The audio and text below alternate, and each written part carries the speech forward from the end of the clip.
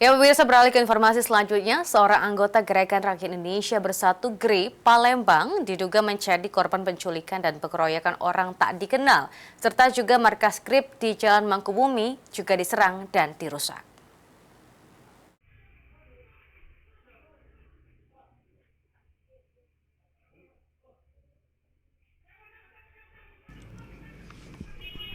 Kejadian penculikan dan pengeroyokan anggota GRIP terjadi pada Kamis dini hari, di mana saat itu korban bernama Yakub diduga diculik saat berada di kawasan PTC Mall, lalu dikeroyok hingga mengalami luka di dahi dan mata lebam.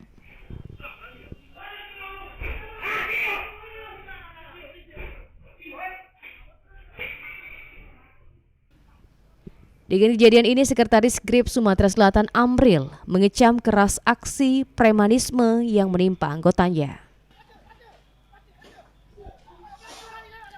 Tak hanya itu, markas GRIP di Jalan Mangkubumi juga telah dirusak oleh orang tidak dikenal. Yang mana berdasarkan keterangan saksi, jumlah para pelaku ada 3 hingga 4 orang, diduga anggota salah satu organisasi masyarakat di Palembang.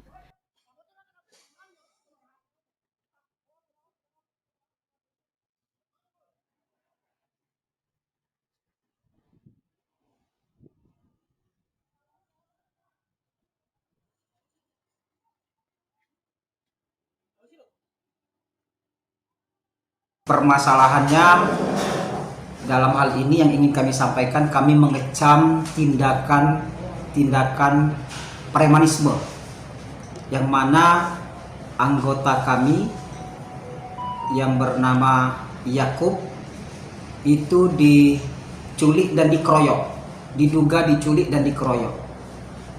Nah, setelah itu adanya pengerusakan atau penyerangan markas sekretariat GRIP yang berada di Jalan Mangkubumi nomor 1, 3 Ilir, Palembang.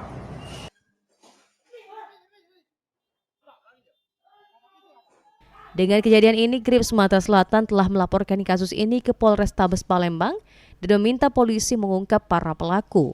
Untuk para anggota GRIP di Sumatera Selatan diminta untuk menahan diri dan tidak melakukan aksi balasan, serta menghormati proses hukum yang sedang berjalan.